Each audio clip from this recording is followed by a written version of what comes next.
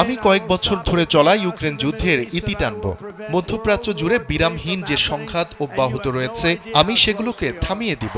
সম্ভাব্য তৃতীয় বিশ্বযুদ্ধ বেঁধে যাওয়ার যে আশঙ্কা তৈরি হয়েছে, দায়িত্ব নেয়ার পর আমি তা দূর করে দিব। আপনারা ধারণাও করতে পারবেন না যে এই কাজগুলো সম্পন্ন করার জন্য আমরা কতটা কাছাকাছি রয়েছি। এই সপ্তাহে আমাদের জন্য সবচেয়ে বড় অর্জন ছিল গাজায় যুদ্ধটাকে থামিয়ে দেয়া।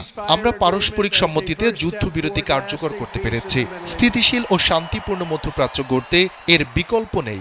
এই যুদ্ধবিরতি কার্যকর করা সম্ভব হয়েছে নভেম্বরের নির্বাচনে আমাদের জয়ের মধ্য দিয়ে। এটা কেবল সাধারণ কোনো জয় ছিল না। আমি মনে করি 2006 সালের বিজয়ের চেয়ে এবারের জয়টা বেশি অর্থবহ। যুক্তরাষ্ট্রে যেন ক্ষেপণাস্ত্র বিধ্বংসী আয়রন ডোম আকাশ প্রতিরক্ষা ব্যবস্থা তৈরি করা হয়, সেজন্য মার্কিন সেনাবাহিনীকে আমি নির্দেশ দিব।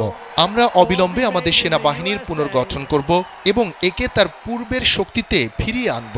And we will get wokeness the hell out of our military immediately and make it like it used to be.